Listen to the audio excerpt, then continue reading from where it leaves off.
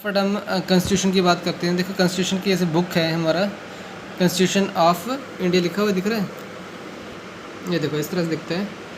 तो constitution basically क्या होता है, कॉन्स्टिट्यूशन में बताया होता है कि क्या करना है देश को, ठीक है, देश कैसे चलेगा, लिखित में है उसके अंदर।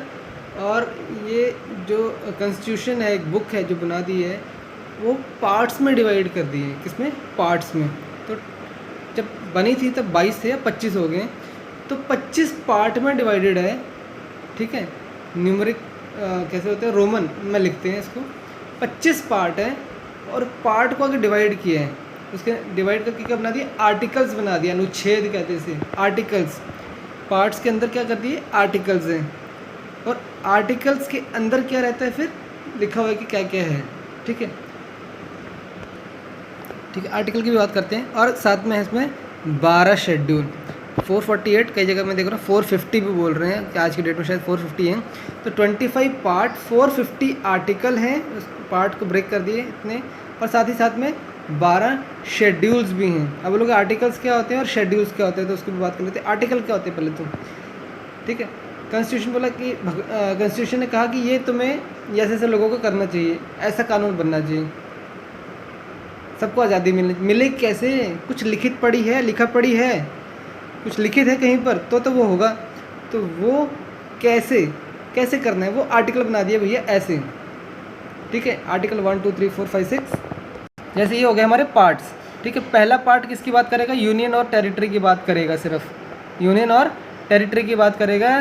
फिर सिटीजनशिप की बात करेगा, part 2 fundamental rights, directive principles, fundamental duties, union. फिर स्टेट्स की बात करेगा, repeal constitution, union territories, panchayat, municipalities, cooperative society, schedules and tribal areas, relations between the union and states, finance, property, contracts and suits की बात करेगा। फिर part 13 की बात trade, commerce and intercourse within the territory of India, service under the union states tribunals, election, special provisions relations to certain classes official language, emergency provisions, miscellaneous amendments of the constitution's temporary, transitional and special provisions, short title, commencement authorities, authoritative text in the Hindi and repeals।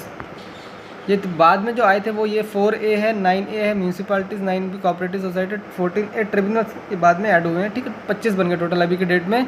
तो ये parts है, इसके अंदर क्या होते हैं हमारे, होते हैं आर्टिकल्स। ये हमारे राइट साइड पे क्या लिखे हैं, हमारे आर्टिकल लिखे हैं, आर्टिकल ये, ठीक है। इस सब्जेक्ट के वाइज ये आर्टिकल है। तो यहाँ से पावर लेना, आर्टिकल मतलब यहाँ से पावर लेके हम बना सकते हैं एक्ट। यहाँ से पावर लेके क्या बन सकता है, इन आर्टिकल से पावर लेकर हम बना सकते हैं एक्ट।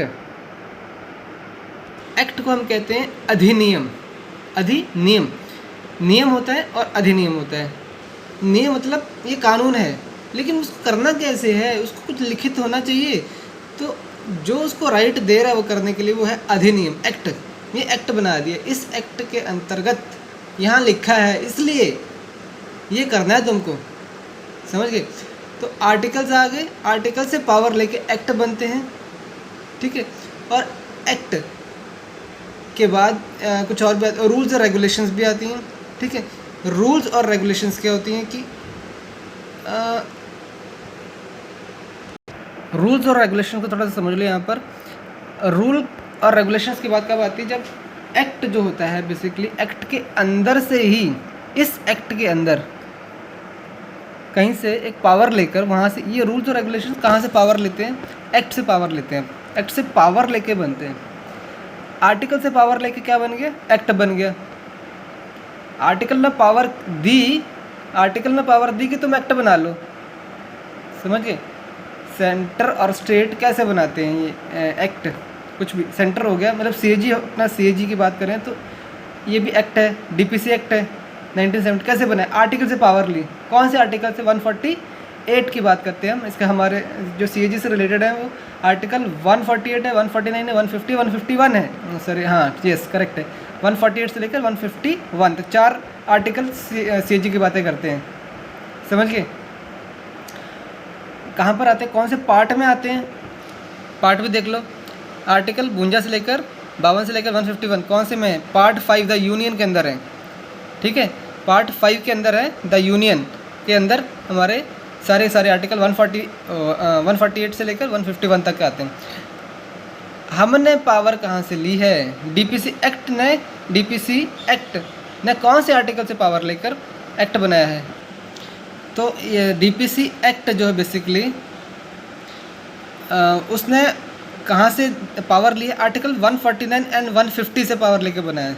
सॉरी, 148 में इंडिपेंडेंस ऑफ सीएजी की बात हो रही है, ठीक है, कॉन्स्टिट्यूशन में। और जो डीपीसी ड्यूटीज़ एंड पावर्स की बात हो रही है वो आर्टिकल 149 150 है। यहाँ से पावर लेकर उसने क्या बना दिया? डीपीसी एक्ट बना दिया है। और आर्टिकल 151 किसकी बात कर रहा है? Reports to be submitted to president governor की बात कर रहे हैं बिफोर द रिस्पेक्टिव लेजिस्लेचर्स। ठीक है, समझ के बात। तो हम आर्टिकल से कोई भी एक्ट बनता है तो वो क्या करता है? एक्ट जो है बेसिकली वो पावर, कहीं से पावर लेके बनेगा ना, वो तो आर्टिकल से पावर ले रहे हैं। तो ये 149 150 से पावर लेकर डीपीसी एक्ट बन गया। सीएजी से रिलेटेड 4 आर्टिकल्स हैं, 148, 149, 150, 151। 149 150 किसकी बात कर रहे हैं? डीपीसी एक्ट यहाँ से पावर लेके बन रहा है क्योंकि इसमें ड्यूटी से पावर्स की बात कर रहा है वो हमारे आर्टिकल्स।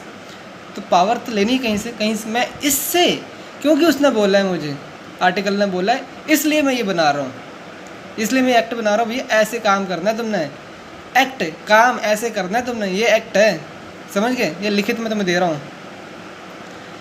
148 आर्टिकल ने सीधे सीधे बोल दिया भी सीएजी की इंडिपेंडेंस है, सीएजी इंडिपेंडेंट है, कोई इसको कुछ नहीं कर सकता, ये बस पूरा अधिकार है इसके पास। 149 150 आ गया। 151 आर्टिकल ने क्या बोल दिया? भैया सीएजी को रिपोर्ट पेश करनी है अकाउंट्स की, किसके सामने? रिस्पेक्टिव लेजिस्लेचर में प्रेसिडेंट या फिर गवर्नर के सामने। ठीक है, कि क्या क्या चल रहा है, ऑडिट का रिपोर्ट देना है, ब्यौरा देना है कि अकाउंट्स का, ऑडिट का, समझ गए? तो ये होते हैं हमारे एक्ट, और एक्ट के अंदर से ही पावर लेके कुछ ना कुछ रूल्स और रेगुलेशंस बनते हैं। ठीक है, रूल्स और रेगुलेशंस। अब रूल्स क्या होते हैं, रेगुलेशंस कहते हैं। रूल्स एक जनरल सेंस में आ जाता है और रेगुलेशंस लिखित पढ़ी में आ जाता है। ये रूल है भैया, कैसे काम होना चाहिए, कैसे लागू करना है, लिखित पढ़ी में रेगुलेशंस। ठीक है, ये दिखाता हूँ, एक मिनट। ये देखो, ये प्रेस्क्राइब गाइडलाइंस, रूल्स होते हैं, guidelines for the conduct action और रेगुलेटिंग प्रिंसिपल्स, रूल्स और order issue with regulator sense governing and force and law. ठीक है, कानून के दायरे में आ गया। ये रूल्स जनरल सेंस की बात कर रहे हैं, ये लीगल सेंस की बात कर रहे हैं। रेगुलेशन लीगल सेंस की बात कर रहा है, रूल्स जनरल की बात कर रहा है। Rules can be adjusted accordingly, rigid होते, can not be altered unless by the legislator, can be enforced by the, rules की बात कर रहा हूँ, can be enforced by the authorities of the specific organisation. ठीक है, अपनी ऑर्गेनाइजेशन में चेंज कर दी, लेकिन रेगुलेशन नहीं। Regulation issued by the executive authorities और the government of the country, यही आपका रेगुलेशन चेंज कर सकते हैं। रूल्स तो ठीक है, रूल्स बना लिए, लेकिन रेगुलेशंस इतनी जल्दी से चेंज नहीं होते हैं। ठीक है, समझ के बाद ऐसा करना चाहिए, लेकिन वो एक्चुअल में इम्प्लीमेंट जब आ गया तो वो बहुत ही रिजिड हो जाते हैं रेगुलेशंस की बात करें तो। ठीक है, तो रूल्स और orders issued by the executive authority से जब आ जाते हैं, रूल्स और ऑर्डर्स, ये ऑर्डर्स एक्चुअली, रूल्स रेगुलेशंस लिखा है लेकिन यहाँ पर भी रूल्स लिख दिए हैं। ठीक है, this are orders actually issued by the executive authority और regulatory authority of a government and having the force of law, कैसे करना ही करना है तुमको। ठीक है, ये लीनियंट रहते हैं। ठीक है, और अपनी जो लोकल डिपार्टमेंट होगा वो रूल बना के अपने रूल्स चलते हैं, उसके अपने अपने रूल बना देगा लोकली। रेगुलेशन बहुत रिजिड होती है, ऊपर से बन के आती है और इसको चेंज नहीं कर सकते तुम। ठीक है, रिजिड है ये।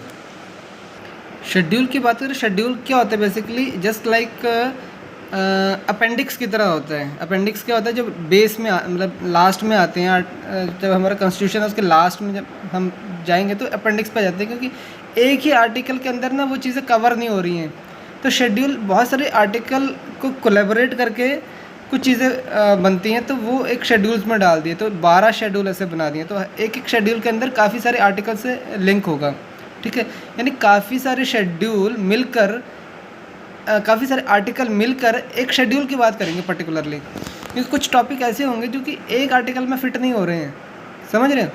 वो अपेंडिक्स की तरह। तो ऐसे 12 शेड्यूल हैं हमारे, ठीक है।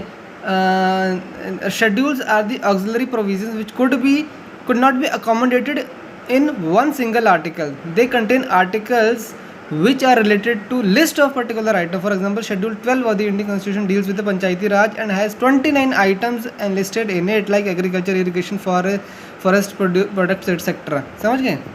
तो यहाँ पर एक टर्म एक्चुअली लॉ हम बीच में भूल गए थे।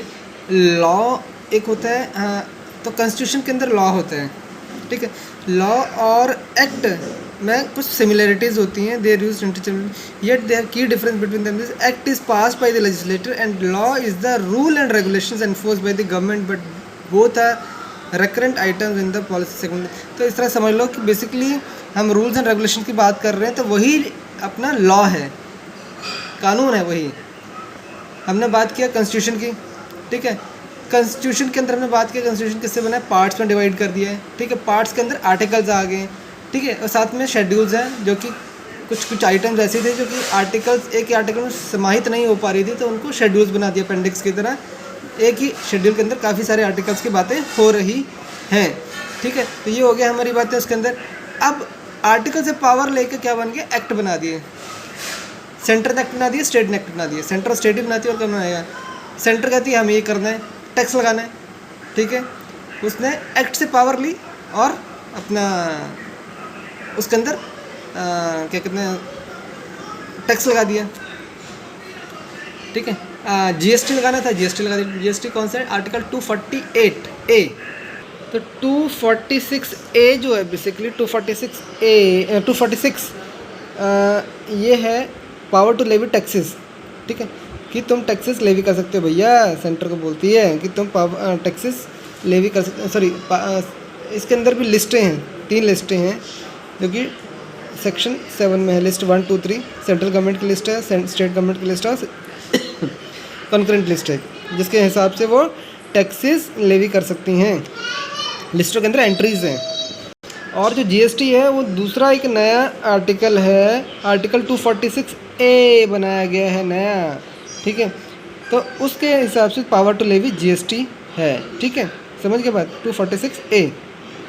तो यहीं पर कॉन्स्टिट्यूशन आई थिंक मैं ख़त्म कर रहा हूँ। हम सब समझ चुके हैं कि अच्छा लॉज हमने छोड़ दिया है क्या, नहीं लॉ हम पढ़ लिया कि law is just like rules और रेगुलेशंस की बात कर रहे हैं, तो लॉ वहाँ स्टेट करता है रूल्स और रेगुलेशंस की तरह है ये। सबसे पहले आ गया कॉन्स्टिट्यूशन, कॉन्स्टिट्यूशन का आ गया पार्ट्स के अंदर आ गया आर्टिकल्स से पावर लेके एक्ट बन गया। एक्ट के साथ साथ एक्ट को अब कानून है तो कानून बनाना है, तो रेगुलेशंस और रूल्स की बात होगी। रूल्स डिपार्टमेंट स्पेसिफिक है, रेगुलेशंस ऊपर से पावर लेकर बता रहा है, और ये चेंज इतनी जल्दी नहीं हो सकता है। और यही हमारा लॉ है, कानून यही है हमारा, रेगुलेशंस, ठीक है। और क्या हमने बातें की, आई थिंक शेड्यूल्स की बातें हमने कर ली हैं। 12 शेड्यूल हैं, 450 आर्टिकल आज की डेट में बता रहे हैं, 25 पार्ट्स हैं। I think it is done, we are done with the constitution, that is constitution. Thank you.